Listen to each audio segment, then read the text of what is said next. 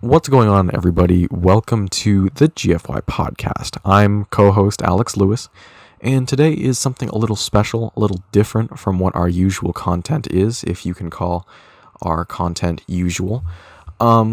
Today is a recording made by Nico for a college project for their business class. The original topic was cultural identity and what comes with that, what are the biases and comparisons that come with that, and what does it mean to all of us personally.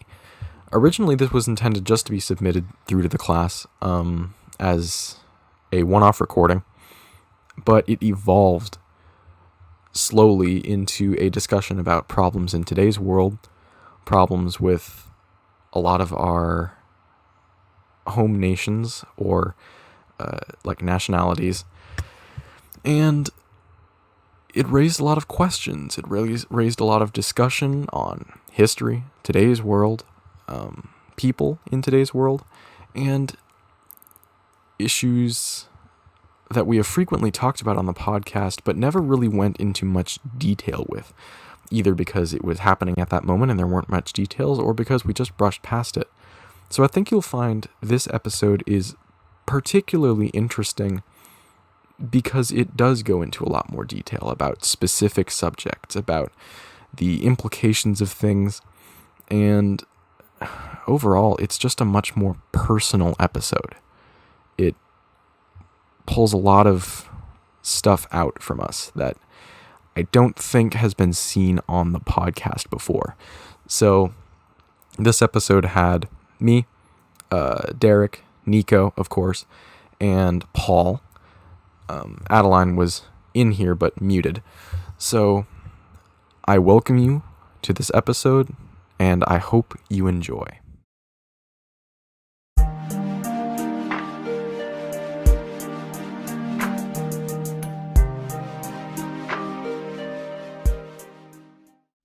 Okay, second shot at recording. God, please help me. Business 103. This is a discussion applying what I've learned throughout this class, and the lesson is just about biases. Great. That's not vague. Right? But basically, it's just the whole point of the assignment is that I had to have a conversation with someone that has a different cultural identity than others.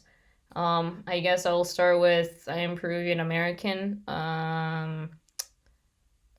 Don't know what else is going for me. I guess I'm brown. Yeah, that's an important thing, I guess. Still in a minority.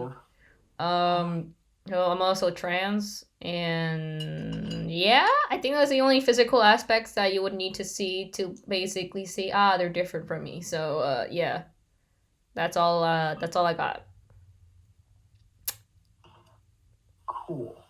Nico can cook. I can cook. Also a true fact. That's a very good fact. What about your guys' cultural identities? I cook.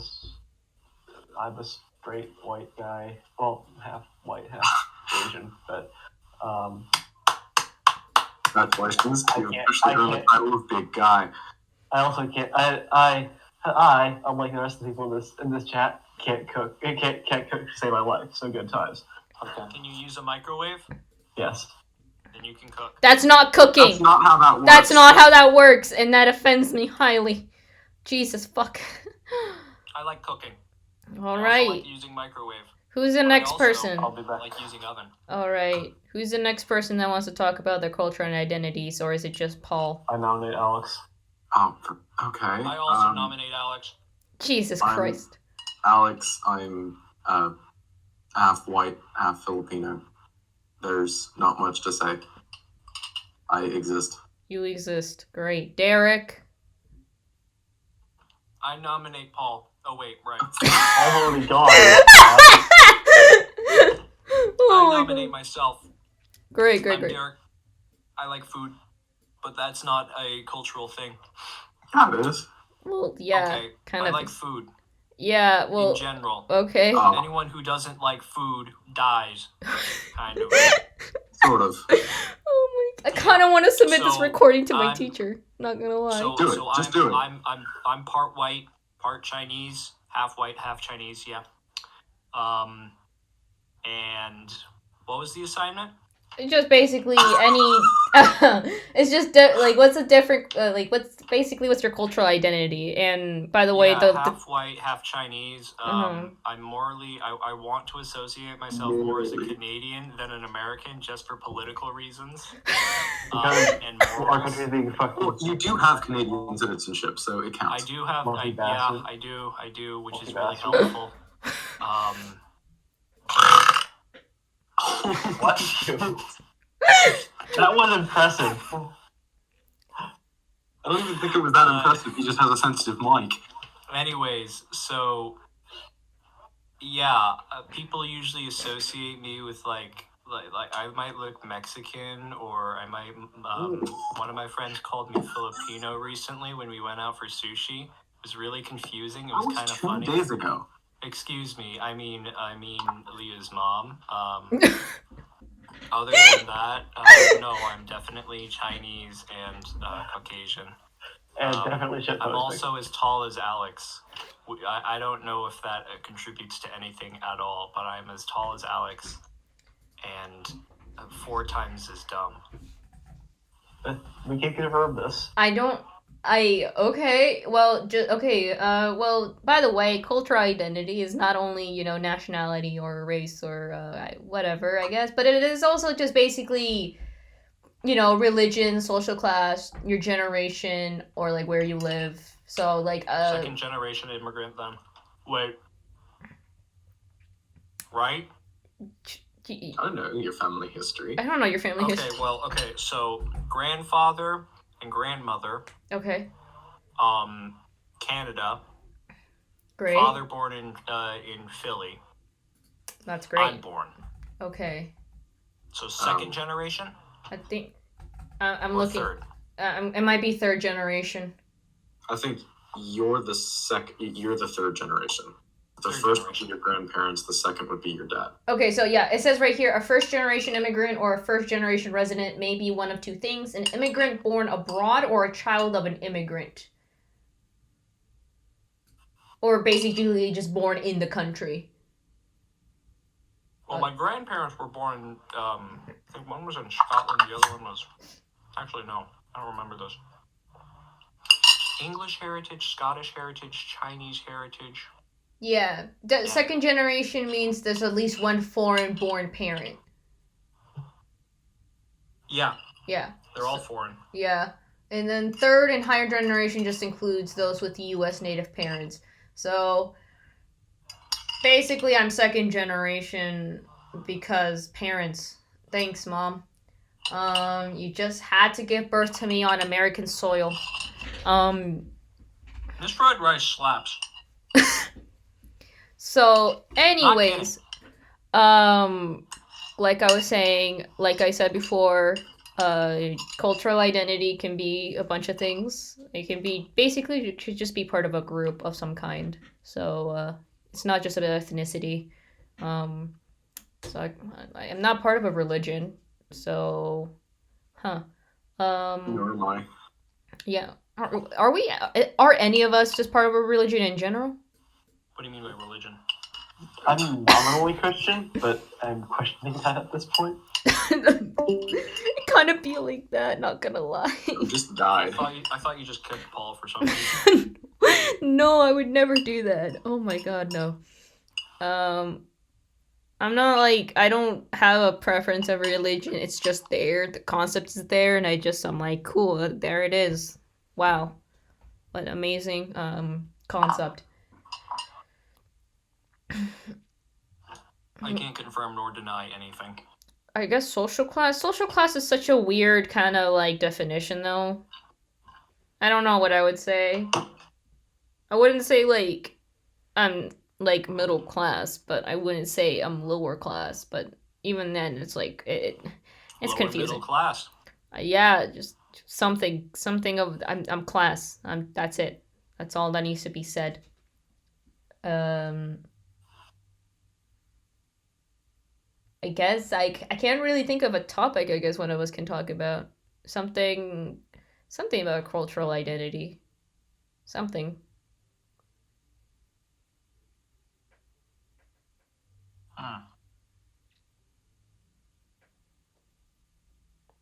Wait, like So what are we talking about now? the same thing, cultural identity, I guess. So like, what do you guys? That's kind of a malleable thing. Yeah, I was actually gonna ask, like, what do you guys 'Cause you can define also as a change cultural that, too. identity? I know people that were like Christian and then they converted Yeah, to you Muslim. can completely change your cultural identity Yeah. depending on your situation and circumstance. Mm-hmm. So like, what does it mean to you guys then? Like, is it very important to have like certain like cultural identities more than the It's other? not like particularly important either way. I mean, in one sense, you are yourself your own culture because you make up you. But at the same Hashtag time, identity. yeah, but at the same time, it is made up of everything around you, the smallest decision up to, the biggest universal things. So, I mean, it's all important, but it kind of depends on what's important to the. Yeah. I don't know. For me, it's very important, but I think that's just because my family immigrated, so like like the rest of my family like has something that I don't. So it's like I guess it's important for me to try to learn how to like fit in the sense of like, oh, I have to learn about Peruvian culture. Like otherwise, like how do I, talk to the rest of my family? Like everyone can have like there's inside jokes sometimes, and I'm like, I don't know what that means, and they're like, oh, it's because of this. So My family is atypical in that we don't, like, mom's the only one of us who actually speaks Chinese, and more than half our family only speaks Chinese because Chinese families are big. And I don't know Tagalog. So, like, family reunions are, sure, mom has a good time because mom gets to sit around and chat in Chinese all day. The rest of us sit there going, yeah, they're talking in Chinese. People who speak English don't want to talk to us because we aren't education snobs. Like, Dad is the only one. Dad is the only one on mom's side of the family who doesn't have. Dad is the only one who married into mom's family who doesn't have a PhD, for example. But he's oh, the one who fixes literally everything. that's an He's a interesting. handyman. That's an interesting He's an family engineer. dynamic. He's smart. Yeah. Yeah, he did one You day don't of grad need to be- school. you don't- Went, this is stupid. I should get a job, and went out and got a job, and then worked it for 26 years Yeah, that's valid. before Yep. arranging for himself to Yeah. get laid off so he could go work somewhere else. Nice. Nice. Honestly, I guess like the educational wise, like my mom. Well, the difference between my mom and my dad is that my dad didn't get to finish his degree. My mom has about like 3 or 4. She had a lot of Okay, degrees, but she wasn't allowed to use them here in the U.S. So, Why not? basically taking away American jobs for the American people. Yeah, that was the same What? thing with someone I know. Yeah, That no. just seems dumb. Wait, have you Yeah. never heard of this? Wait, I didn't hear what. I have not heard of this. No, Oh, basically, it if you just doesn't seem like a smart decision. wait, what was that? Oh, okay. So basically, I was talking to Paul about how my mom can't really use her degrees here in the U.S. and Oh, yeah. that's like the most Depends common on thing. how universal the degree is. It's like if you go to like a really tiny university in the middle of nowhere, you're probably not going to be able to use it at most jobs. But if you get Oh no, my some mom was like, Washington, it'll be yeah, my mom was upper middle class type person, so she kind of went almost to the best type of universities in Peru. That and she lived in the capital, so like very very good areas basically. That and she actually no, she used to live in the rich area. Now that I remember, she Luck. she studied graphic design, financing, and no wait, she studied to be an accountant, a graphic designer, and I think I don't remember what, but she was in a position for a company. I think she was vice CEO of a business company, but yeah, no, she had really high qualifications at times, and she actually sometimes qualified for even higher positions. But she was like, I need time for my kids. So, yeah, no, my mom is horribly smart. Like, it's sometimes it's like, bruh, how horribly. It's sometimes I'm like, horribly, yes, because it's like you're doing one thing, and then she's like, bruh, this is not how it's done, and then she kind of redoes the entire thing, and you're just like, see, that's a smarter way of doing it. Where did you learn this? And then she just turned to me and say university, and I was like, bruh. The fitness gram pacer challenge. So, yeah, basically that's a gram pacer test. The fitness gram pacer test. Oh my god. But yeah, no, it's a well-known fact. For a lot of immigrant families that if you try to immigrate to the U.S. or any other country, that your qualifications just disappear, or your degrees basically just kind of vaporize. They're just sort of a footnote. Yeah, basically. Pretty much what happens to them if it's not a universal degree is like your high school grades when you apply for a job. Basically. No one cares. No one cares. Looking at you, Peter. Though my mom, even with universal degrees, though, Alex, like, it's very difficult. Well, I mean, it also kind of depends, because sometimes they don't even look at your degree, because sometimes it doesn't matter. Dude, literally, I had people in my family that were doctors, and they lost everything because when they went to the U.S., they're like, you can't be a doctor. It's a requirement for you to learn English in school in Peru, like, up until, like, university. Like, your entire school career is you learning English as alongside with Spanish. Which is typical for a lot of the world. Yes. Because English should not be a universal language, I'm sorry. It shouldn't be. It shouldn't be. It's stupid. I don't know why. It's not a good language. Kind of a yes and no kind of thing. It's a bastard of the language. You know what? And I mean that in the literal sense of the word. You're not wrong. Like this, like, English is extremely diverse, and you can be extremely specific. That's the reason why it is quite literally universal because it has things from almost everything. Yeah. But it's also a terrible language because it has things from everything. Mm-hmm. It has limits to everything, but all the exceptions from everything. Yeah, so everything contradicts each other. It's like a westernized language, and it's kind of weird. Not gonna lie, Chief. It's just English is weird. That's the point. I know. Is how that works. I know. It's the funniest shit you've ever seen. It's just so cursed. That's like, on the recording. That's on a recording. Yeah, teacher, English sucks. Please don't tell my English teacher. Actually, now that I think about it, I almost failed her class. This class, this recording. No, God, that would be so. Kid you not? I almost failed my English class. Like I was off by a decimal, boys, from failing by a decimal, and I got super lucky, and I was like, oh, thank Christ. But everything else, it's perfect. Not kidding. I'm not ashamed to admit my grades. I'm not ashamed to admit I worked hard in that class, and sometimes no matter how hard you work, it doesn't appear to certain educational standards of said country. So, fuck you. Good times. It'd be the good times. And I would never dare be sarcastic. Great, we talked about the immigration system. What's up, recording? Let's do it. Oh, the immigration system? Ooh. Oh God, wait, no. Oh, the immigration system is a bastard, that's what it is. The immigration system sucks for most of the world because no one seems to, understand how immigration is supposed to work.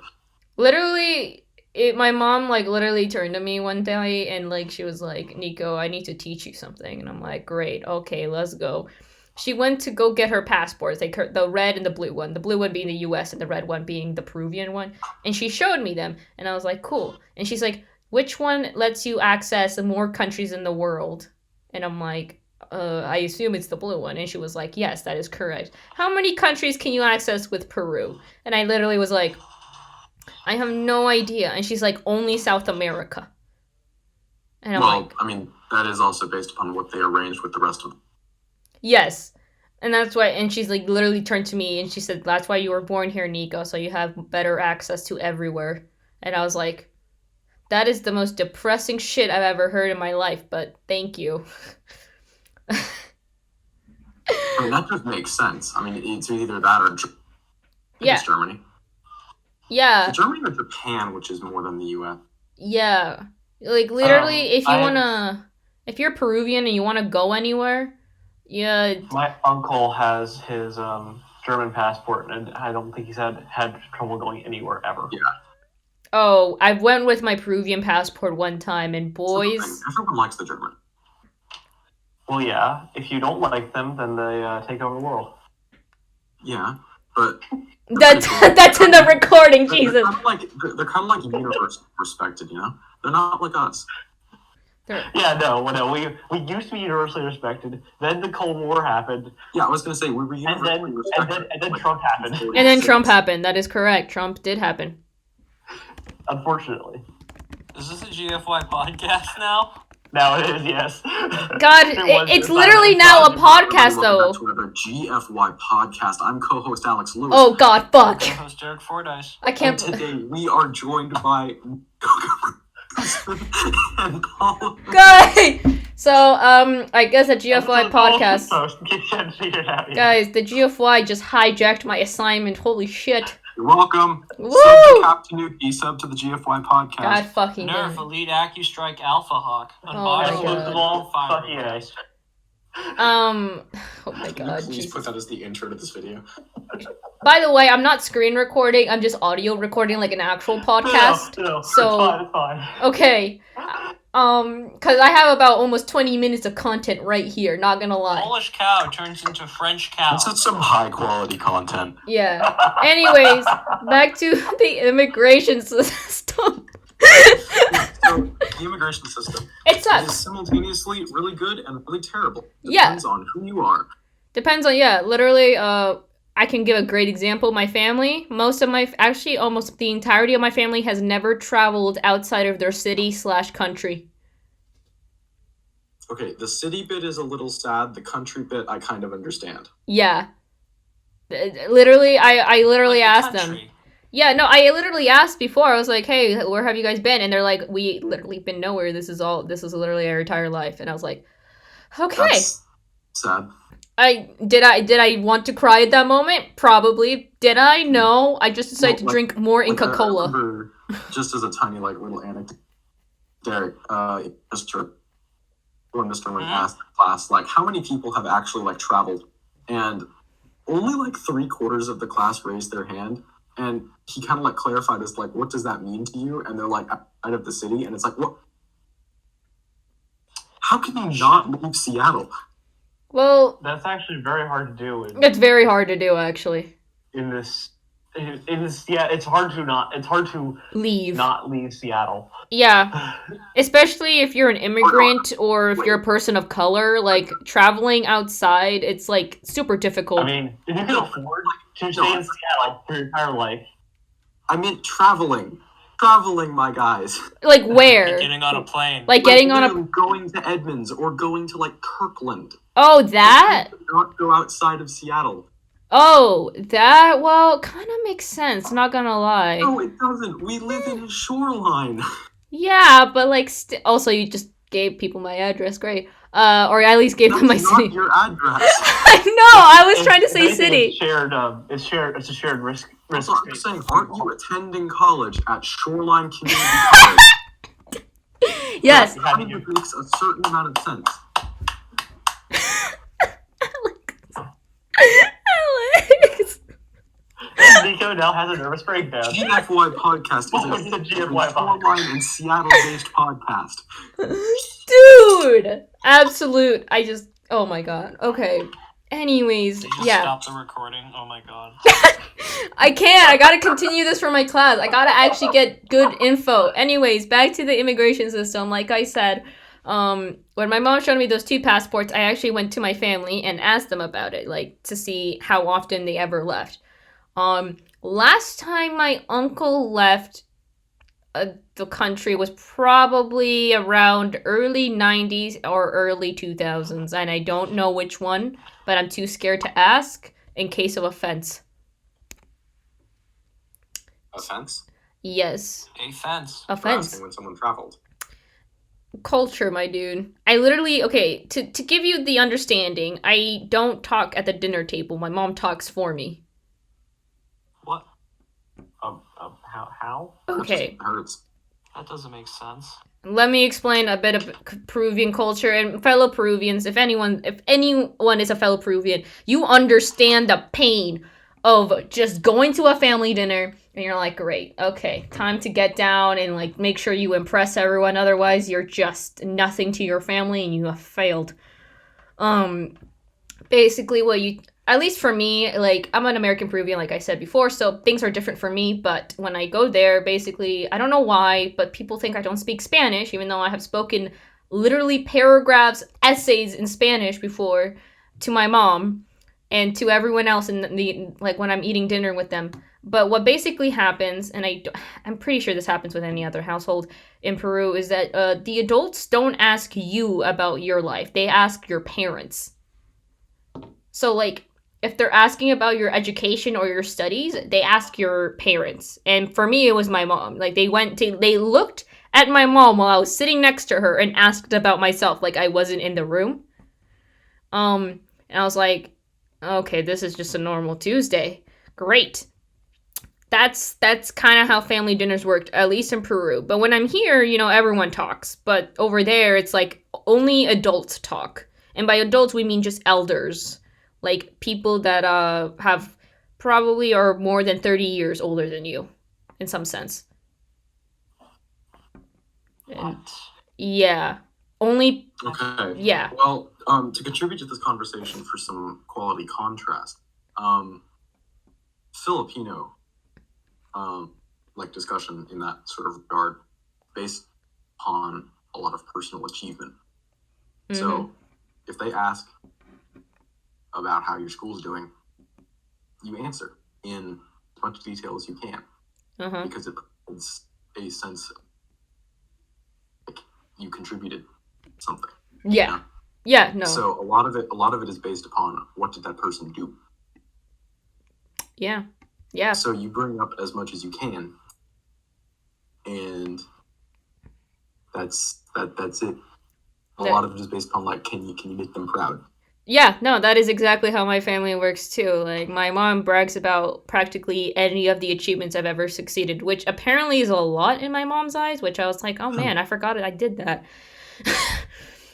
It's kind of nice. I've forgotten a grand majority of my achievements whenever, like, how on, like, college stuff they ask you, like, what are some personal achievements you've done? And I'm like, I breathed. Woke up this morning? Yeah. Like, I mean, the weird thing for me is that I don't have, is that my parents never brag about my accomplishments, which is, it's never something that happened. I just don't remember mine. My mom does it for me because cultural differences, I guess. That, and for some weird fucking reason, they always assume I don't speak Spanish, and then when I talk to them in Spanish, they always get surprised, and I'm like, nice. You have low standards for American, and it shows. Understandable, but I'm not a full American. God damn. The greatest thing to try and interpret is Taglish. The greatest thing to... You know what? No. Yeah, no, that's true. That's What true. the That hell is I agree. I agree with It's kind Alex. of hard. It's really hard to explain. I don't even know how it really spawned, but it's a mix between you start speaking in Tagalog, you switch to English, and you switch back to Tagalog, sometimes in the same sentence. Yes, I've heard it before, actually, with my friends. Really, and it's great. And also the funny bit is, it's actually interesting to interpret.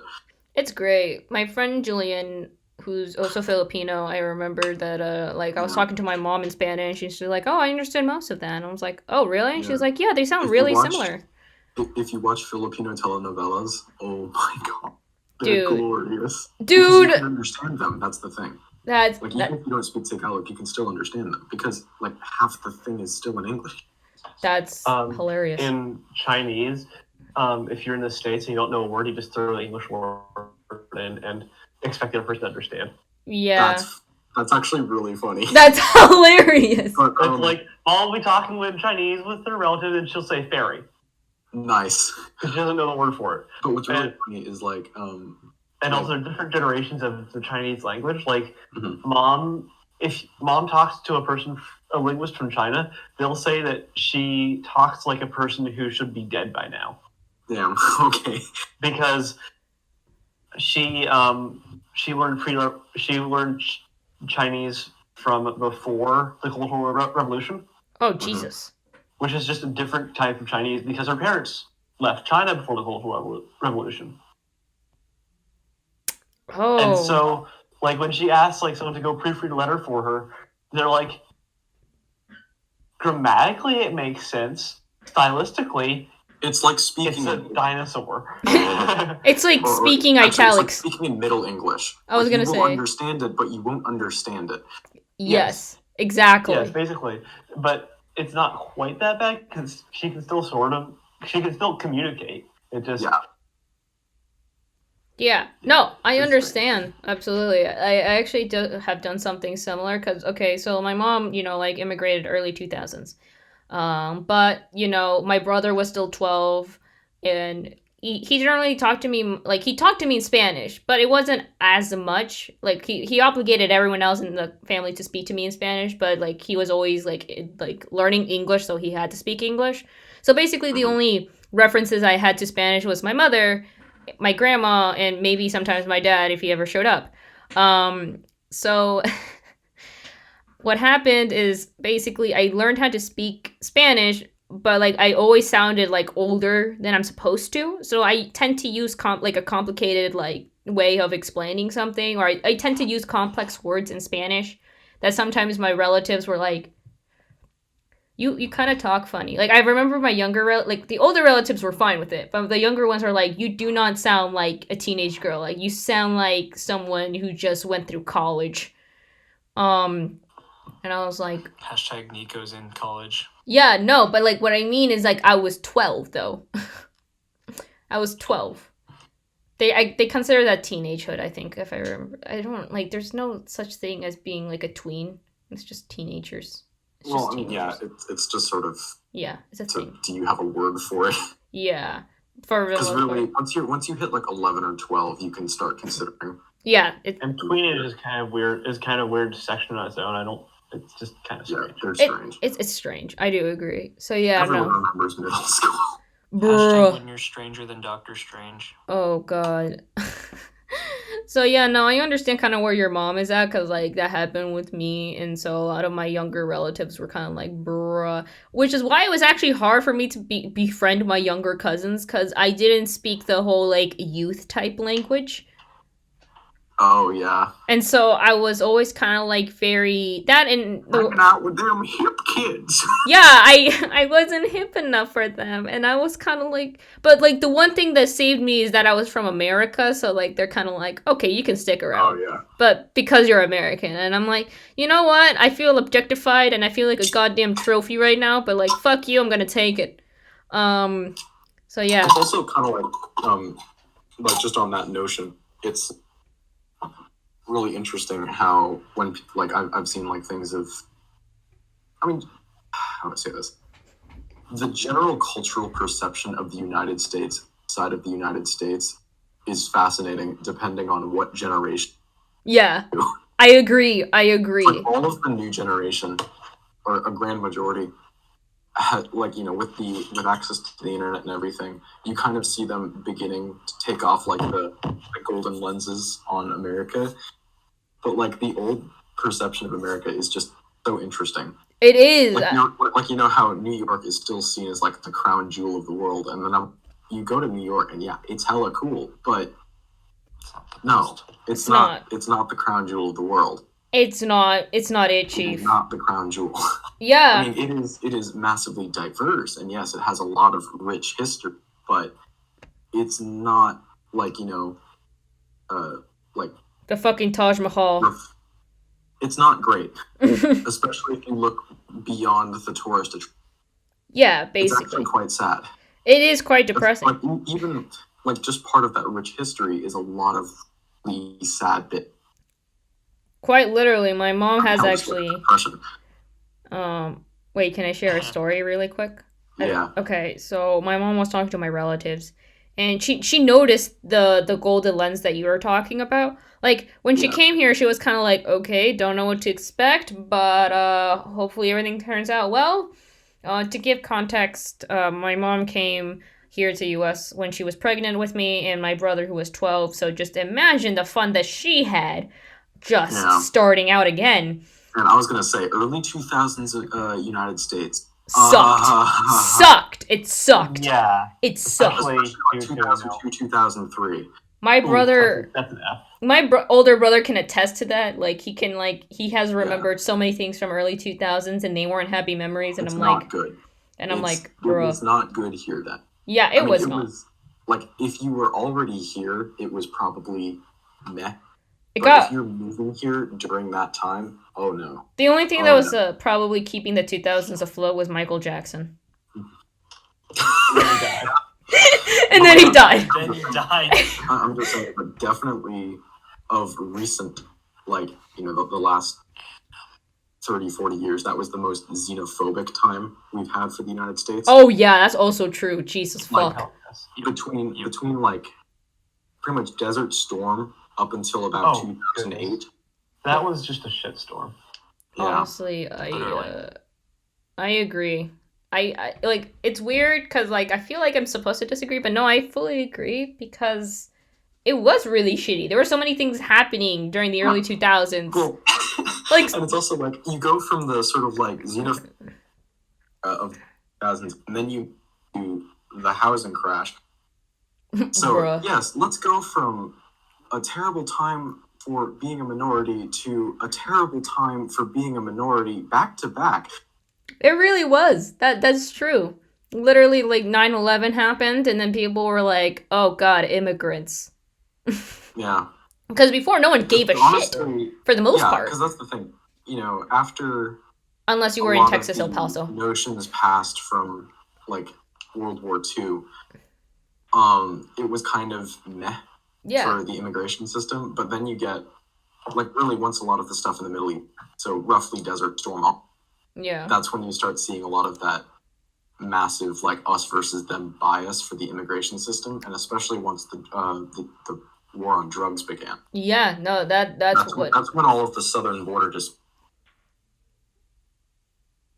Because that's the thing, is that the southern border, honestly, up until the war on drugs, was kind of just there. That is very true, though. Arkansas can say otherwise. Lots of migrant workers go across every single year with no issues historically. And historically, that used to be a massive thing, too, because you would have the season of all of the workers coming in from Mexico, and then after the season's done, they go back and find Mexico. Yeah, that was literally, that was how it worked. The thing is that as soon as, like, pretty much as soon as the war on drugs began, stuff in general tightened for the southern. Actually, it got even tighter when 9/11 happened because it was still okay to go back and forth. Like, obviously, it was harder now with cartels and shit, and, you know, like, literally, we didn't shut our border. Yeah. Culturally, we did. Yeah. Even to Canada. F. Which is kind of sad. It really sad. I can agree. I can attest to that. I remember my mom talking about kind of this a lot, actually. Like, it's only once you get to, like, around 2007 that you start seeing people opening back up. But at the same time, a lot of that still stays. Resentment that doesn't even really have much base. Yeah. It's, when 9/11 happened, my mom remembers because it was broadcasted all over the world. And then, it was broadcast everywhere. Everyone knew what happened. Everyone knew. Like, my mom knew, and, like, she was just, like, she told me she was in the kitchen just cutting stuff up until she heard it on the radio.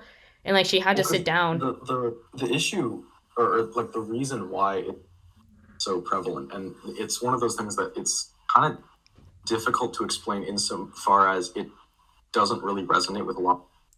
Mm-hmm. But the reason why 9/11, because time anything like that had... Wait, you're cutting out. Wait, Alex, you're cutting out. Repeat yourself. You are cutting out. One second. See if you have a Steam update.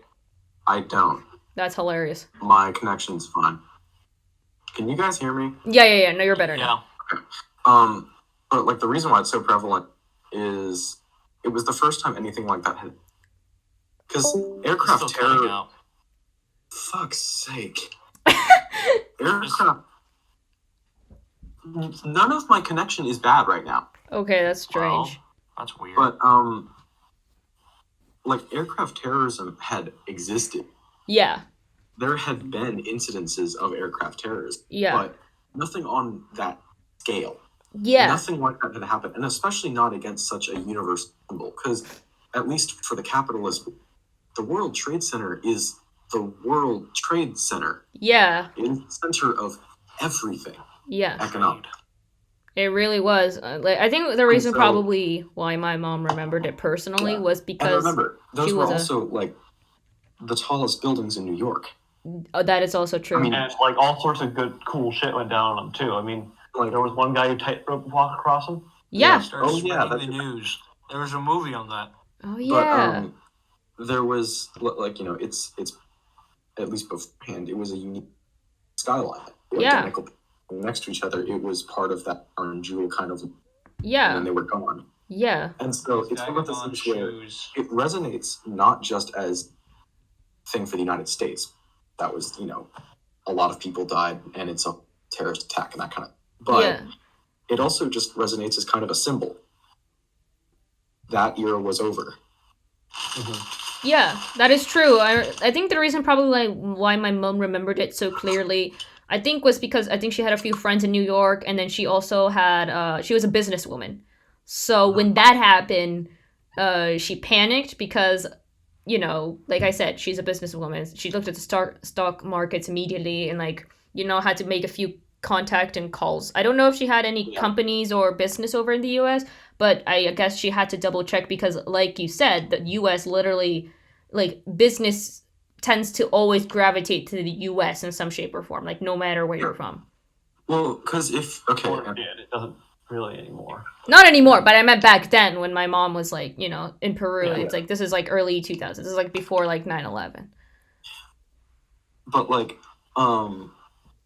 I think also really struck with 9/11 is it showed, or at least it created the circumstances for the US's overarching problems to show themselves. I mean, and when I say that era was over, I mean that quite literally. The era of the US being the top dog in everything kind of ended immediately as soon as that happened. It did. Because simultaneously, everyone rallied behind the U.S. They were struck with a massive, horrible terrorist attack by a foreign entity. That hadn't happened Yeah. ever. Mm-hmm. Not since Well, 1812. Yeah, Pearl Harbor in 1812. That is true. But, one was a literal declaration of war. True. And the other was an invasion. Yeah. But for 9/11, it also brought about, of course, that xenophobia. It really hardened. Because Desert Storm, it was sort of like an us versus them thing. But at the same time, it was just sort of that one war happening in the Middle East. Not really many people were that connected to Desert Storm. But with 9/11, everyone had their eyes to the news. Everyone had their eyes as to what was happening next. What would be our response here? Live TV. And Yeah. so Afghanistan happened.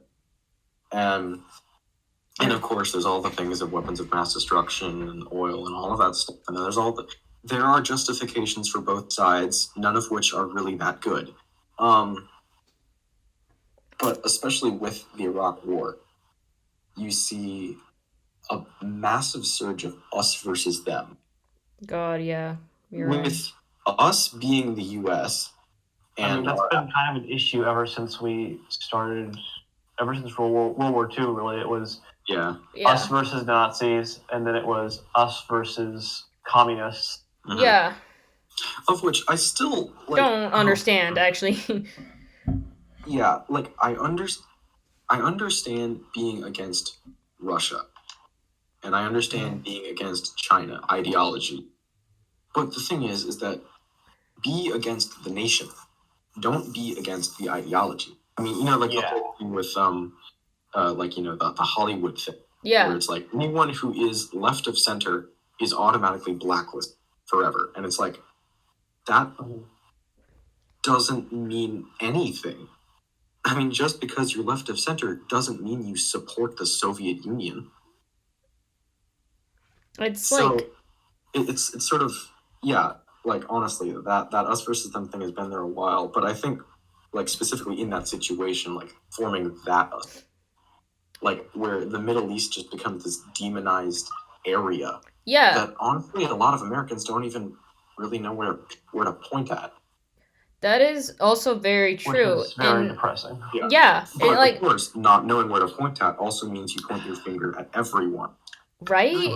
And it's like that's what makes like a lot of like what racial tensions are happening like currently. Like Yeah. I think, like with the Black Lives Matter movement, like it was about like it was always coming. Like, like it's always been around. Like it's been around longer than most people think it's been around. They're just now noticing it because, people are protesting much more heavily now, almost practically on the daily.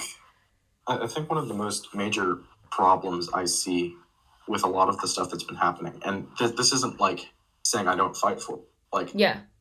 It is treading to becoming another blind us them thing. Yeah, that's also the other issue. And like, it doesn't matter which side both sides are treading towards that. And one, obviously, it kind of has already become that with the white supremacists and stuff. But like, yeah. Overall, like it's turning into a massive us versus them thing that we don't need right now. That is not what we need. That is, I agree, and I don't understand. I cannot understand what it means to, not only be part of the movement, but to be Black in the U.S. Look at the original civil rights movement, for example. When we learn about that was chaos as well. Not gonna lie. But they had riots too. But yeah. The thing about the civil rights movement that made it end, or quote unquote end, in the sort of high note MLK's assassination. Yeah, that is the true. fact that he won over the other side. He made people work together instead of being on them. Yeah. It was a civil rights movement for all. Yeah. And I think maybe that's why kind of like BLM kind of like it's not, how would I describe it? I think their situation would be better. Like it's kind of organized but not super organized, and I feel like if they organized it more, I feel like it depends. It really depends because you can't replicate. The unifying cry of Black Lives Matter in and of itself is not an organization, but Black Lives Matter is also an organization. And it kind of depends on what you.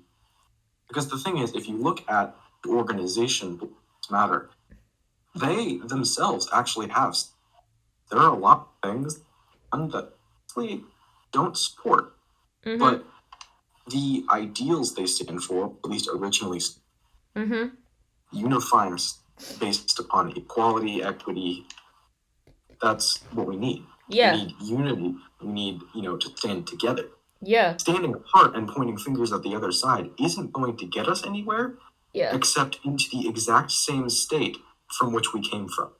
The you versus them narrative has been, overplayed so many times, and maybe the reason why the US has kept doing it was because like kind of it's like almost the only thing we know what to do at this point, which is super depressing to think about. It's also kind of just based upon human nature, psychology. We have become far too comfortable with our current condition, and when someone tries to bring up change, no matter what it is, or positive or negative change, we fight against it. Because it's not our way of life. It's some fundamental change to how we operate, and that's too much effort.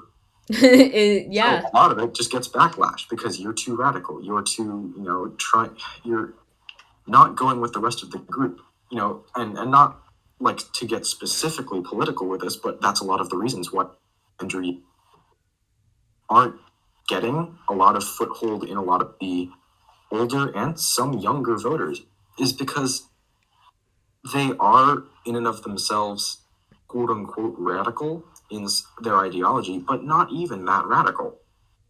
They're just not communicating it well. Yeah, I think a lot because of... They're not radical. They aren't, which is... They're just communicating, like, ideas to make us better. But the problem is that because it's so far different from our current situation, it's seen as radical. It's not. It's just, like, human rights. It's just like normal to the other human beings. Hashtag universal basic income. Indecency. Yeah. Like, supporting your common man. That shouldn't Healthcare. Healthcare. be such an issue, but It- because it Just contradicts. imagine the massive stroke McCarthy would have if he came back to this. Oh my god!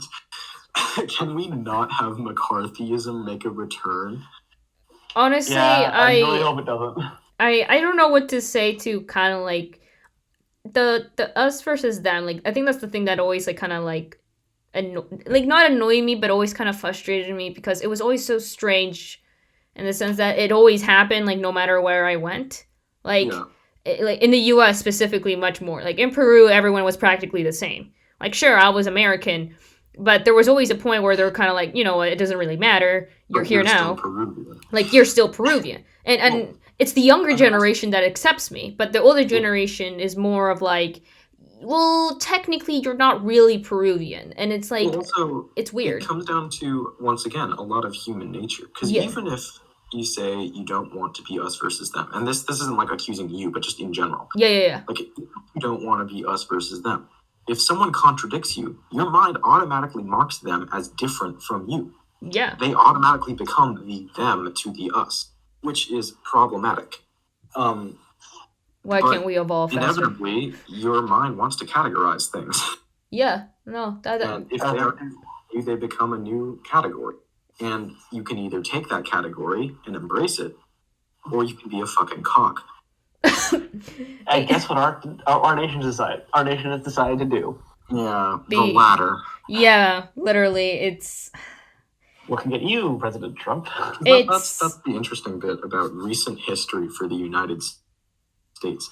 The Obama administration, when you really look back on it, didn't actually do that much. It didn't. Like, It provided And comfort. of course, a lot of the stuff is based upon like the Republican majority fighting back against stuff. But just overall, as an impact, they didn't do that much. But Yeah. the reason why he is so respected and so seen as like such an amazing president is because he actually Communicated. communicated and took on a lot of the issues and didn't particularly do much, but it meant that there was a platform to talk about. You know? Yeah. Which is why Like, he's Black still like he actually a Yeah. few days ago, if I remember correctly, he did give a speech. Yeah, Actually, he was in the final debate. yeah. And But Black Lives Matter had its start in his presidency. yeah, A lot of like the social issues that are now being talked about, especially spurred in 2020, were started back then. yeah, And that's not to say it's directly Obama's like contribution, because he had a lot of problems too. But, he did, and I think that's To be honest, every U.S. president has their problems. yeah, they I did. hate to say it, but Trump has done a lot in his presidency. I won't say it's anything good, but he's done a lot because he had the House on his side from the Yeah. beginning. It Yeah, might not be and- good stuff, but yeah. he has overall done more than Yeah, he has For better done or for worse. more for Which than also- above. 23 hours. it adds more to his clout too, because he can say, "Oh, I did so much more," even though It would, you yeah. kind of just killed us. Yeah, not Yeah. gonna lie, Chief. That's kind You of did so much more that you effectively killed a lot of your constituents.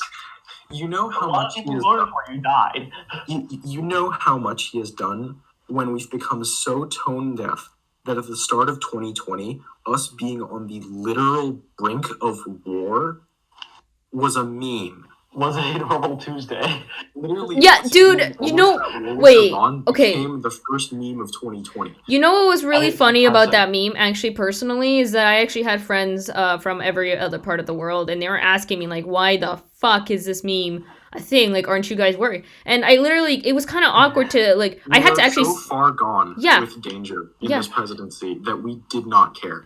And, like, yeah, Sure, active shooter drills are scary, but they've sort of lost their horror for us at this point because Yeah, we we've go to seen so much school shit. and We have every seen so third much week shit. It's, oh yeah, X school got its X many students shot dead. Oh, someone Well, else it's was like, we're so far gone. There was with any a- kind of danger because we see it on the news every single day. All of the things happen, and we're just like, okay, what's next? Like 2020 is a prime example of that. that is where true. Yeah. So much stuff is happening, but honestly, once you get past around June, everyone just petered off. And of course, part of that is cloudivism and people hopping on the bandwagon to be like, oh, so sorry this happened.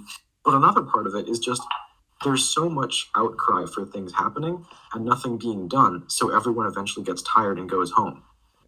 Yeah. Well, technically, the Another protesting is thing still is- happening. It's been happening for Oh, yeah, months no, still. it is. It's But, just like- it's not being documented by the news Yeah. because It's not being, well, yeah, the U.S. media sucks, but Yeah. also it's just, they already actually in Unfortunately- Philly they were burning some things. I think there was Yeah. and same thing in Seattle. They were actually I think they almost burned another building as well. but honestly, the problem with it is just that so much of it still hasn't been solved or has gone in the opposite direction that it's kind of just turned into same old, same old. And And, that like, pains me to say, but honestly, it's just saying the same thing over and over again because nothing's been done. Yeah, and and then again with COVID, it doesn't help. it's like I'm sure there's some part of the of Trump's supporters who are, oh yeah, it's just another thing happening in this presidency. It's not a big deal. Yeah, Because we've been able to safely ignore the rest of it. yeah, Don't forget, on his list of achievements, like the official list of achievements under the Trump presidency, they Even a added, list of achievements. they added on solving the COVID-19 pandemic. ew, They Yes, didn't yes. According solve to it. renowned scientist Ivanka We're Trump. still in it. Hmm. bruh. They're still predicting a third wave is coming. Yeah, they're. Oh yeah, I remember that. I do remember that. Here. It's being Hey, caused by Siri. Trump. If there's COVID-19 cases. oh Jesus, It's a lot. it's a lot. This page contains the number of cases of coronavirus. This disease page! 2019 reported by each country and territory to the World Health Organization and published in the latter's daily situation reports. Thank Want to hear you. more? Nope. Yeah, like I was saying, like Texas has the same number of cases as Mexico. no, stop. Oh God, how did we go to immigration to this? Honestly, it makes sense though. Like you can go from any topic and like still somehow manage to go all the way back to the point that we have a lot of problems. Like no matter like even if you choose one topic, like the more you keep talking about it, the more you realize, oh God, this started maybe because of this. Like everything is connected. Like no matter like which topic you choose, it's like somehow connected to every other thing. Like no Yeah. matter what, and Well, it's that's like also and not even that, like, I don't agree that it should happen. Like, I wholeheartedly agree it should happen. But I think the main problem with the people saying that, the entire system needs to fundamentally change is that to fundamentally change the entire system, like, not just a specific detail, but, like, the whole system, is that there are so many things interconnected to that system that are all individual problems being solved. yeah, no, like a To lot solve of every single problem A lot means of- literally deleting, like, everything and starting from scratch, because everything is interconnected. yeah, All of our problems are interconnected with each other. yes, Like even just how the conversation went. We went from the immigration problem to COVID to civil unrest to COVID back to the immigration problem. we did. We actually did. I All of was those- about to bring it up. All of those have ties to each other. All of them are either made worse or made more prevalent because of the other one.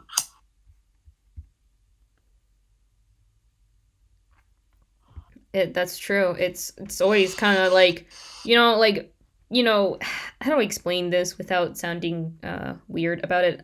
Like being part of an immigrant family. It's weird because you get to know the system too well at some points. Like you know how to cheat it, you know how to like get around Yeah. it, or you know how to follow the rules perfectly to a T. But like the one thing every immigrant knows is that it's not fair. No. It's never been fair. And so that's the thing. and a that- lot of yeah, and it- just like homebred Americans also understand that, but But that's the thing. It's like Yeah. most people don't understand that there are people genuinely out there that believe it's fair. And like when I say fair, I mean like Homebred, balanced. free range, or Yeah. fully organic American citizens. Yeah. Tennessee.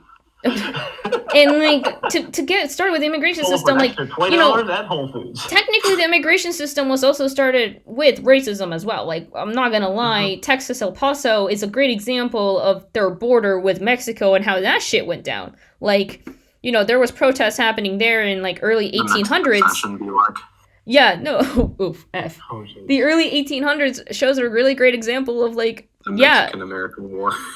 Yeah. Ooh, that's a fat ass. That's Oh, Which is God. not a war that anyone actually talks about, by the way. Yeah. Everyone mentions the Spanish-American War, but not the Mexican-American War. Which makes sense because if there's one thing that America doesn't like, and it's when they don't have a clear victory and or if they don't want to talk Mhm. about their neighbors. It's if they didn't get Most something. of Yeah. America's conquest is, oh, I want that thing. I can't get that thing without pissing people off, so I'm gonna blame the owners of that thing for something really bad, and then I'm gonna go whoop their ass. Yeah, because like in The History of the Entire World by Bill Wirtz, great video for this recording. Please check it out. When he says, jokingly blame the Maine on Spain, and they go to war, that's not what even happened. That is exactly what happened. It was found, I think, actually pretty recently, that the USS Maine exploded because of a problem with its engine. That wasn't Spanish origin. Yeah, They no, and like chose to Spanish, blame like, on Spain and went to war because they wanted land. They wanted the Philippines. They wanted Yep. more. That was always been the problem. And like a lot of my family members always kind of say, like, when they actually start criticizing the US, which is kind of rare. I'm not gonna lie, criticizing the US in my family is kind of rare, unless you live here in America. Then they always are like, oh, we know. Yeah. But like when you go to Peru and you try to criticize America, it always gets you confused looks. And then you have to explain. Like, I had to literally explain the reason why I was scared of fireworks to my cousin because they didn't understand. And I was like, so, like, I literally had to explain, like, how prevalent shootings are in America. And by the way, I was 12. So, like, imagine a 12-year-old Jeez. telling other 12-year-old the reason why I'm terrified of fireworks here in Peru is because there's so many shootings in my own country that I don't know if it's actually a shooting happening or if it's something else. Because likewise, I say Naturally it. could be a joke. Yeah. Well, because I say it as a joke in voice chats, but when I hear an explosion outside and I'm not sure whether it's a firework or a gunshot, and I'm just like, well, whatever. Honestly, that's just how it is. Like, for me, I Yep. still get scared. I think I still get scared. I think that's just because, I tend to live, like, very paranoid day to day anyway, Yeah. so it's kind of a given. But, like, my cousins were, like, like, their faces, like, it just dropped. Like, they were just kind of horrified to hear, like, a 12-year-old kind of say that. Like, my aunt was there, and she just kind of, like, actually stood still and was like, Jesus Christ. Like, and I didn't know what to say after that. Kind of went awkward, and then we're like, you want to play some games? And I was like, sure, let's do that. We went to play Fortnite, I think it was. Actually, no, it wasn't Fortnite. What the fuck? Fortnite. I'm kidding. No, it wasn't Fortnite. It was like something else. I think like my cousin like was showing me her room or something. I don't really remember anymore. Like, but I was pretty young if I remember pretty well.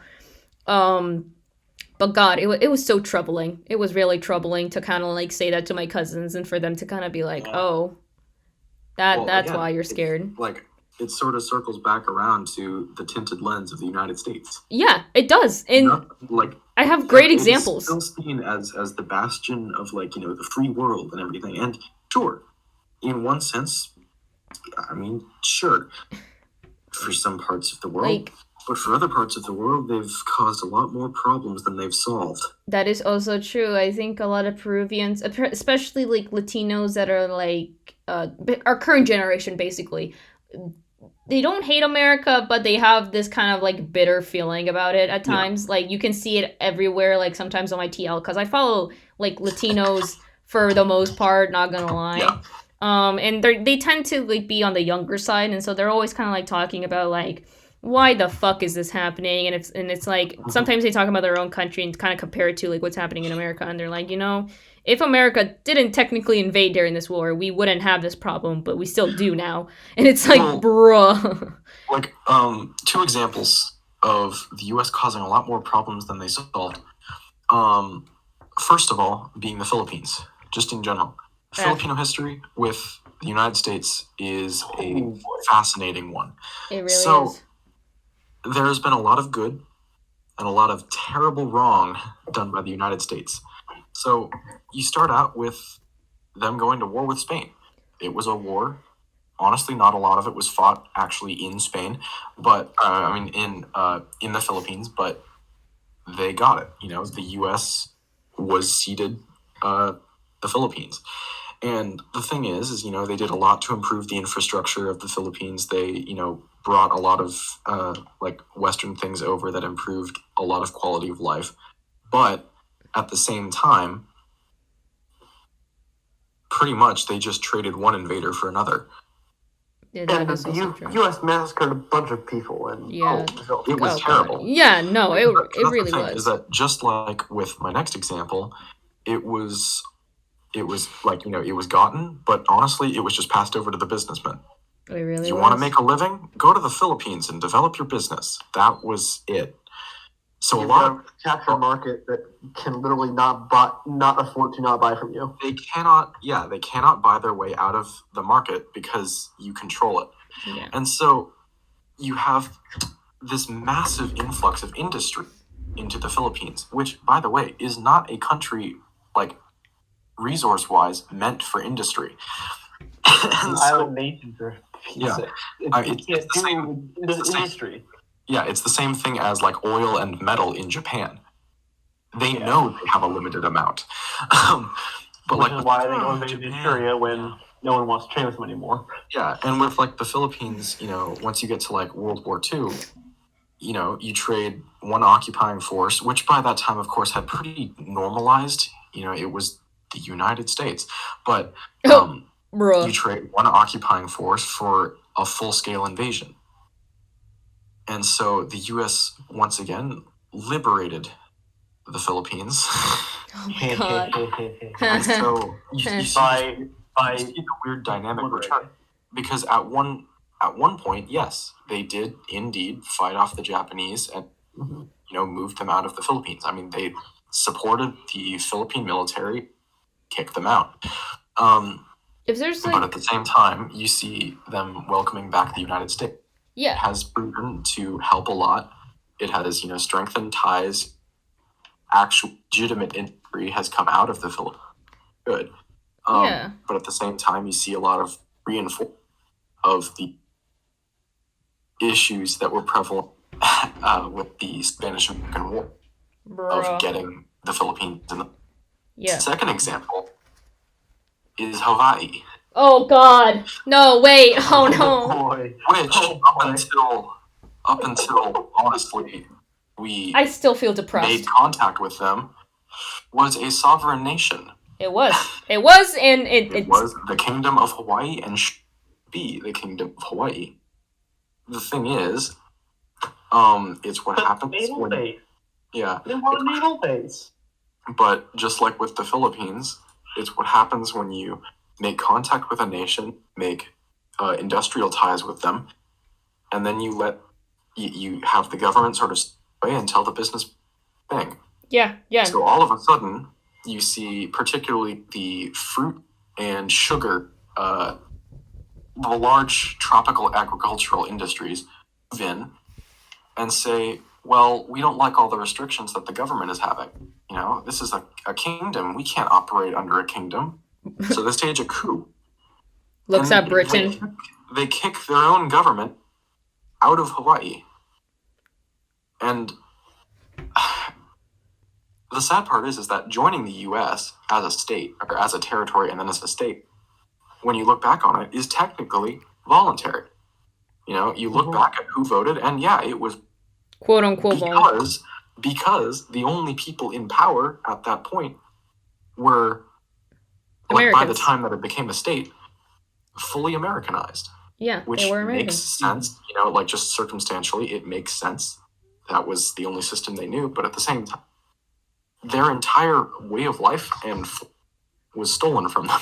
It really, it was, and the thing is that the God Hawaii nationalist movement still exists, but it has traction. But as the generations go on, it gets smaller and smaller and smaller. And hopefully, and again, it reflects back at that. It's just comfort. This is how it is. And as soon as you're able to say, this is how it's always been, there's a problem. Yes. Another example 3, Marshall Islands. Oh God! So why? The native people. Wait, no. Next problem. From their islands. The U.S. has a bunch of Cold War atomic bomb tests. Yep. It cleaned up nuclear waste pretty shoddily, and then because Congress wouldn't approve of extra funding for it, it just sort of sits there, and because of global warming, it's actually cracking up what little protection they had in place. So and then they let the people of the Marshall Islands move back to their irradiated islands of doom, and over the next decade, they're going to become more and more irradiated, and the amount of loose radioactive material is going to build up, and the U.S. is going to do anything about it because they're technically sovereign at this point. So it's also like it's their problem now. The popular, Bikini Atoll is that famous nuclear test that everyone knows. They blew up Bikini Atoll. The thing is that had a population before the nuclear test.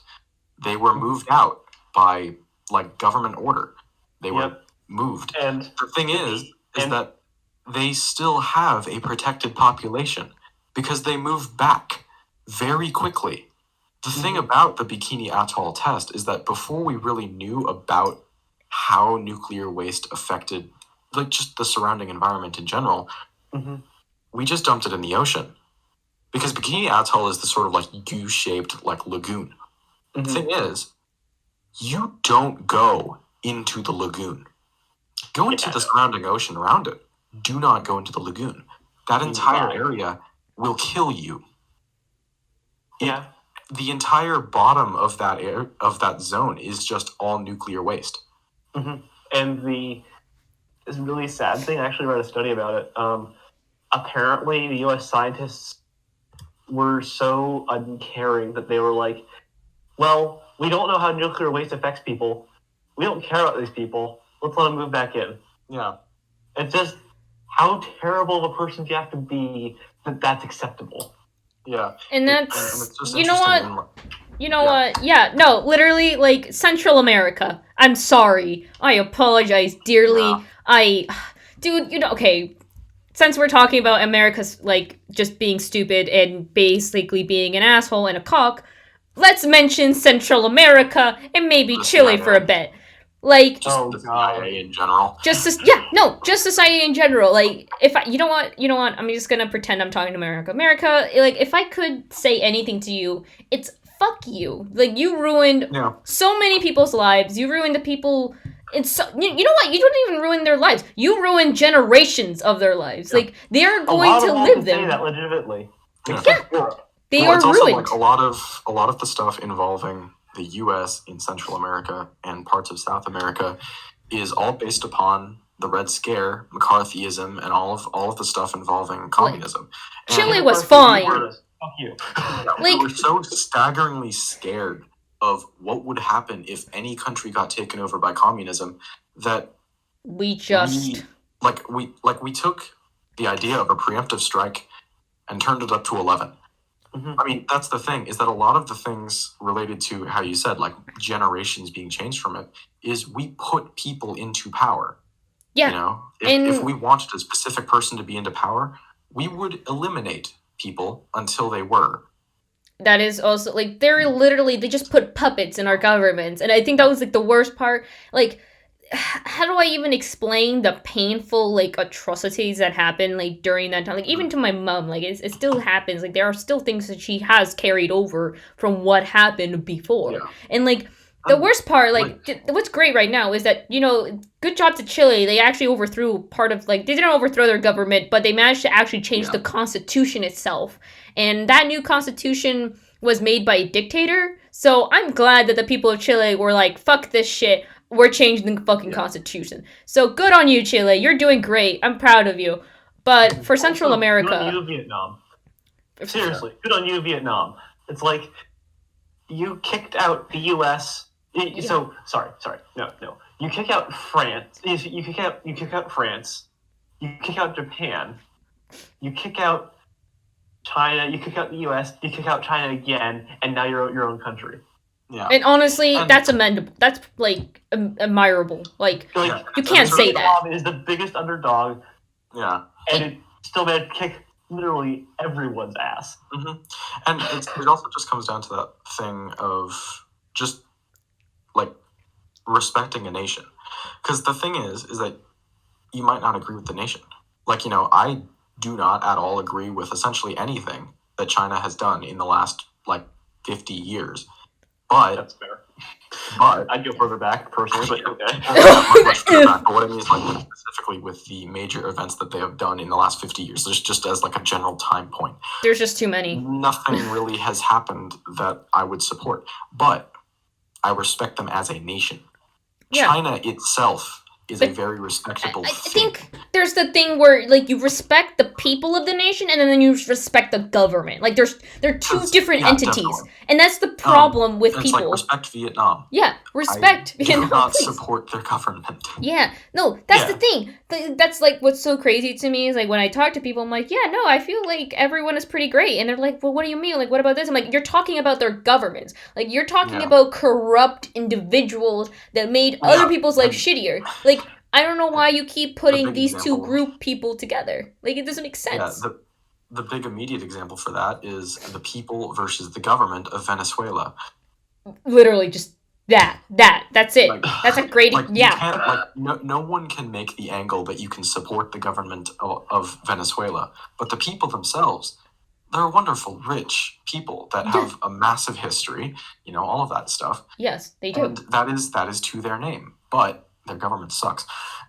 Literally, that is true. I think each country has such an interesting and integral part of history, but the worst part is just not acknowledging that and just kind of saying, like, yeah, like, it happened, but it wasn't that important. It's like, no, fuck you. It was important. It was important to them, like, to their people, and it's important to us, especially because, like, even though, like, it wasn't super, like, a big impact on our own country, it just impacted people. And people move, and people, like, change. So it's like, I don't understand how it cannot be important. And going back to South America and Central America, I just want to say, I met people from Central America, and it's, you look at the news in Spanish, like, the news, the social media of, like, Spanish in general, it's different than American one. That's for sure. I could just say, like, You look at Peruvian news or you look at just any news from South America or Central America, and it's always different because instead of them talking about the atrocities for like the biggest part, they always look to the people itself. And I've heard so many stories from just, people my age or people like the age of my mom that, literally just gave up everything because they just didn't want to fucking die. And, like, the worst part is that the news records everything. Like, they live stream it, they record everything, and then, like, their end commentary is like, this is kind of how life is right now, and this is what is happening to our people, because they refer to anyone who is from any country in South America or Central America, our people, because essentially we all came from almost the same ancient civilization, so we still refer to ourselves as our people. So it's like, it's so weird to just see other people just completely demonize each other because they're just from two different areas. It's like, it's the strangest things to us. Like, for us, like, it's mostly like we see as playful fighting. Like, it's kind of like siblings rivalry, if that makes sense. Yeah. And it doesn't mean like we want to go to war together. Like, it just means that we're kind of like, plenty of those in history. Oh yeah, no, there's plenty of those. I'm looking at Peru and Chile right now. I'm so sorry, but like, you guys are South American dreadnought race.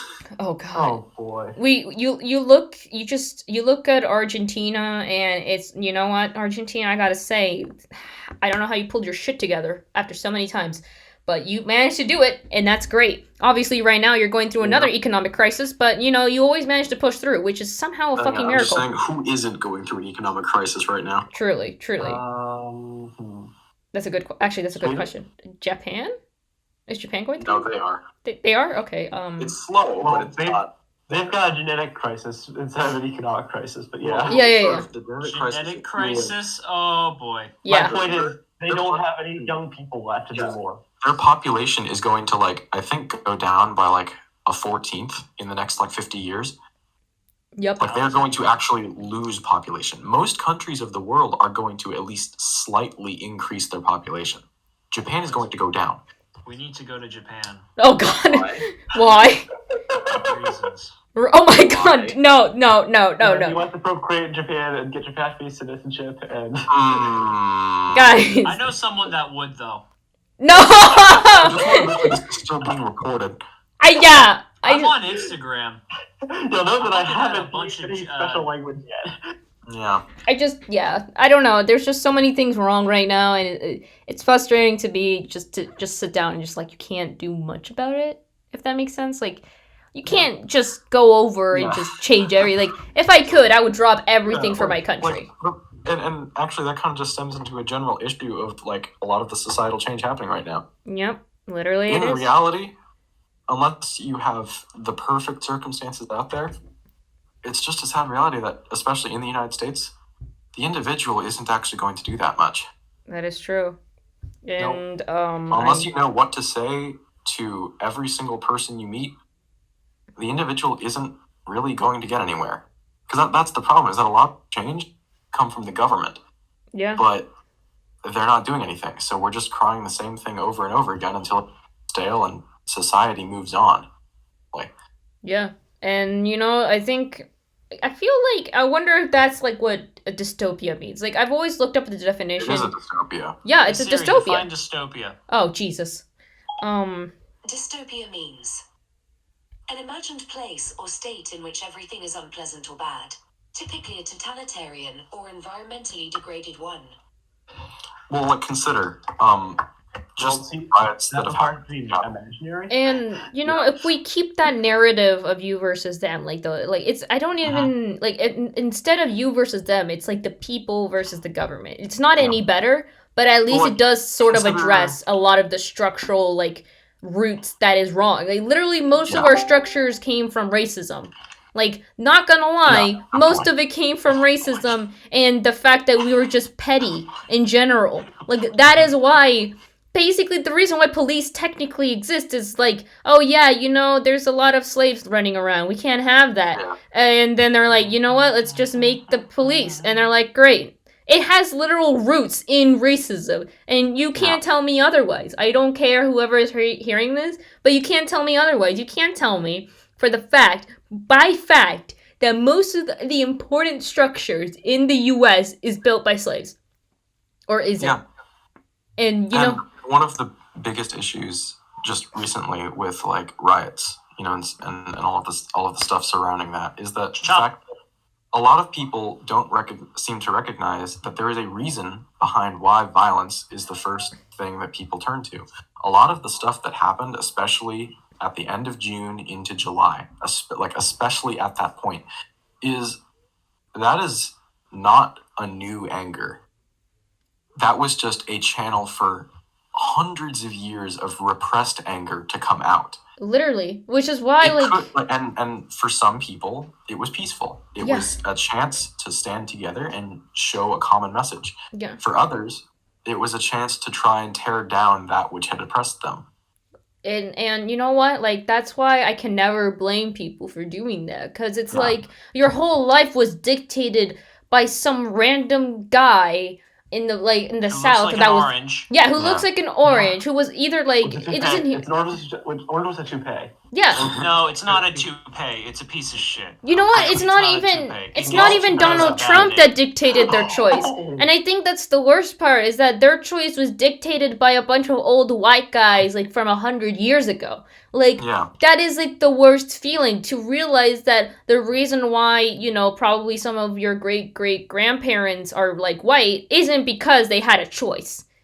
Well, one of the most dangerous things that comes from the current stance on, and it comes again to the us versus them thing, that comes from the other side, is ignoring the fact that there are things and reasons that things happen. So a lot of the people focusing on, let's say, the people stealing stuff from Nordstrom in downtown Seattle because of, during the riots. Mm-hmm. Fuck Nordstrom. Yeah, no, fuck them. No, but the thing is that, yeah, sure, it's a crime by our laws, it's just, it is. It is. But the reason behind it may not be individually justified. The reason behind all of it, however, has justifications behind it. It really does. When people were robbing and they're like, do you promote robbing and violence? And I'm like, no, I don't promote it. No, we don't. But it makes sense behind why that is happening. Yeah, it makes sense. You can't just tell someone doing it not because they want the thing inside. They want someone to notice.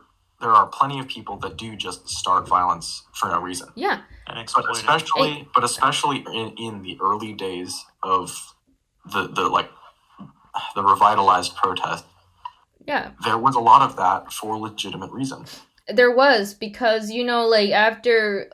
Here's the thing that happened with the civil rights movement and Malcolm X is that, you know, MLK was peaceful. Like, that's what a lot of people liked about him. But the reason why a lot of people liked Malcolm X, like, as almost as much as MLK, was, like, he understood the anger of just sitting down and being polite. You know? Like I think almost any individual can understand the feeling of, you have to sit down and you have to be polite and, like, you know, like for a job interview, like, maybe if But the you hate person, the person in but front you of you. hate the person, like, you hate them so much, like, maybe they say something rude to you or rude about your family, but you have to smile through and try to get the job. And Yeah. so it's like, that is the worst feeling, and Malcolm X was, like, able to channel that type of feeling, and it's happening now. Like, it's still happening. There's people that follow MLK footsteps, but there's also other people that follow Malcolm X, but then they kind of, like, start to slowly go away from his ideals. You know, like, there's just people that just does violence for just, you know, because they don't know, because they can't, and they don't know what to do Because anymore. there is a blanket reason behind it that they can use to cover it. Yeah. And, you know, a lot of people that were stealing, I wasn't even mad, because I was like, you know what? Maybe they needed it. Let's be honest. Maybe they did need it to sell it for something, to try to feed their family, to try to actually... They may be out of a job. To have, like... because Yeah. COVID has screwed everything up. Yeah, no, literally, I literally was like, maybe there's a mother out there that stole the food for a reason. Like, maybe there's someone out there... Maybe they're scared that the government's going to come and shut down their ability to move around, so they want to have something. They want to next time. have... Yeah, they want to have something to sell. They want to have Hell, something... just look at the stimulus checks. Yeah. Yeah, those There's don't only exist 10. anymore. Those Only don't... been one. There's only been one, and it's And- been... What? When was it? When did it come out? It was $1,200 back in, I think, mid-April. Not to It mention was those either April or stimulus. May. Yeah.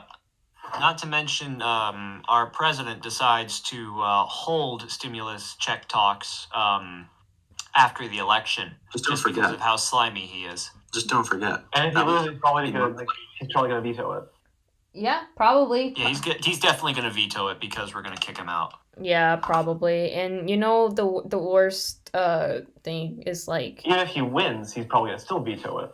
I think the worst thing is that other people don't really understand. Like, it makes sense why people don't understand. Like, it's so many generations far behind that it's like, how can you relate to someone, you know, who was working as a slave? You know, like, you can't comprehend to that level, but at the same time you can, but you just don't know what to do about it. Like, it's so far away that it doesn't feel real, but it is real to day-to-day basis because of how people treat you, you know? Like, if there's one thing that was, like, difficult for people of color, it's, like, to try to get up and, like, not either start over again or to keep going. And they've been doing that for generations. Like I'm gonna be honest, they've been doing that for generations. So it's, like, very weird for us, for when another group of people just come in and they're like, we don't, like, understand that, like, why, like, that doesn't make any sense to us. And it's like, what do you mean it doesn't make any sense? We've been doing this, like, since forever because of you. Mhm. And, like, unfortunately, that is the truth. Like, we've been doing this, but you guys haven't noticed until you thought it was cool to notice. What I find so interesting, like the other side, you know, again, bringing back that us versus them, but like when you consider the people that, you know, like support a lot of what Trump's been doing, it kind of just brings up the big question of, then why do you support the United States? I mean, consider it. The entire reason why the United States exists, I mean, one is, as of course, because of, you know, they wanted to keep slavery. But the other reason... Yeah, we don't have that. Yeah, the other reason... Well, technically not the for version of people back then, but was now we have because, something else. Wait, what? Sorry? I was gonna say, we don't technically have slavery, but we do have another version of it, and it's the prison no, but what I mean is system. like the revolution, I mean. Yeah. You? Yes, is we... the fact... Yeah, Derek, we do. Yeah. What do you mean? The Yeah. sharecropping? The school-to-prison pipeline. Yeah, the But, prison system, dude. But consider, Oh. like, a lot of the stuff that happened there was because of the people recognized something unfair was happening from a power that, couldn't be toppled, or at least, was perceived as something that couldn't be toppled. And then they took up arms, or started out peacefully, said, like, please stop doing this. Please stop doing this. And then when they said no and cracked down, they took up arms and forced them out. And the thing is that I'm not saying, start a civil war. That would be exactly the opposite of what we need right now.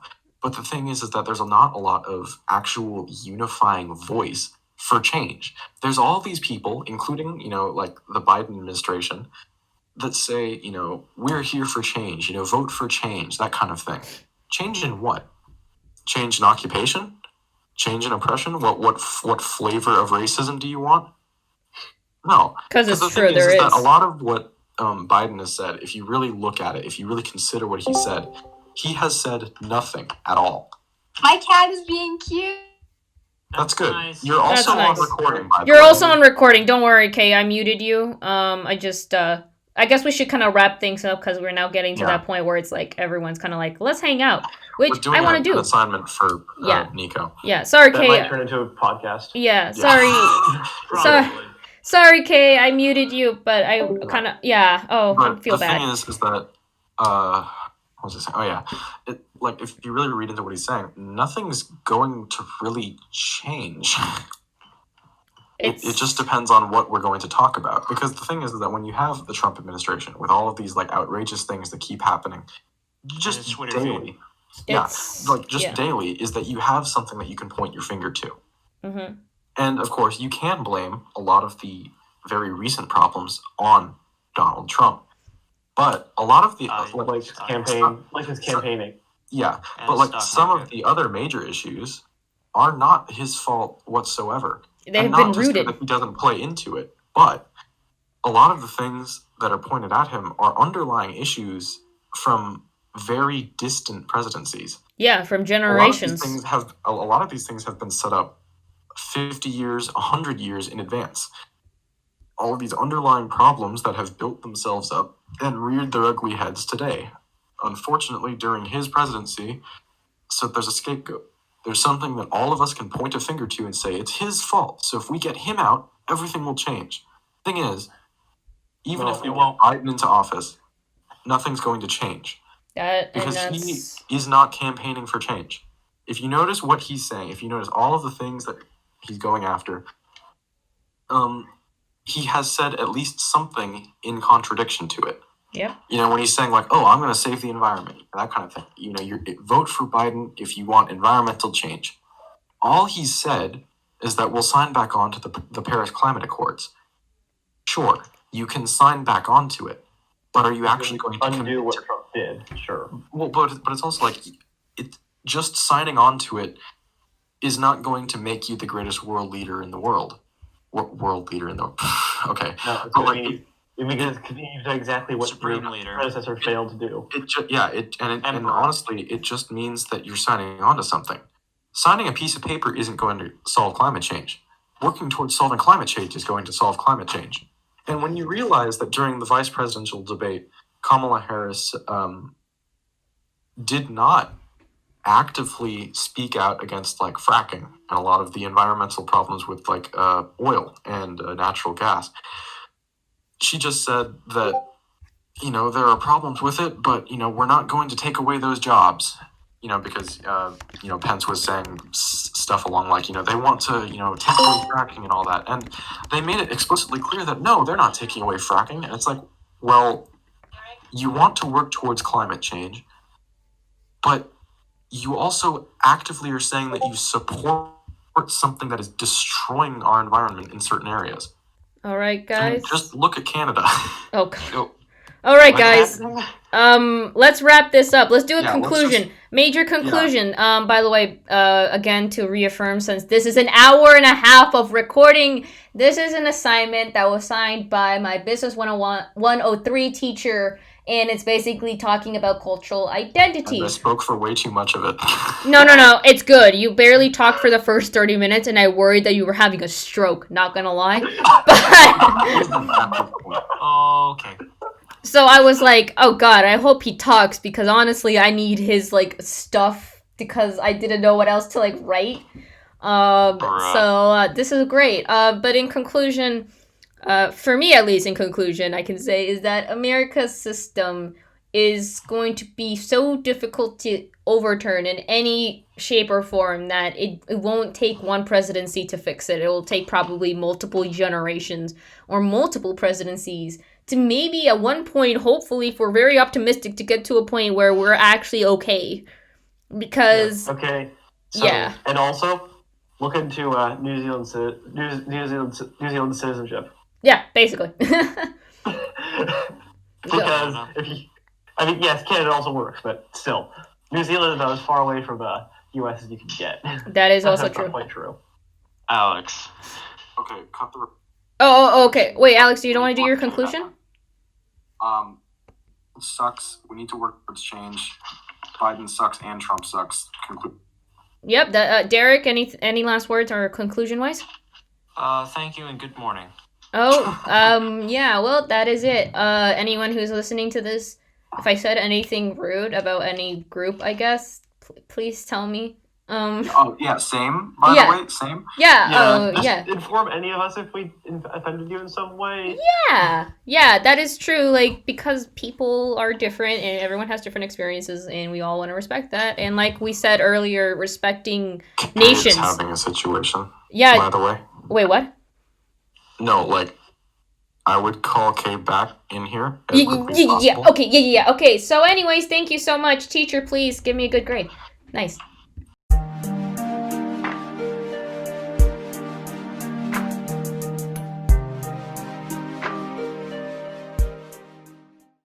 Cap Tanuki.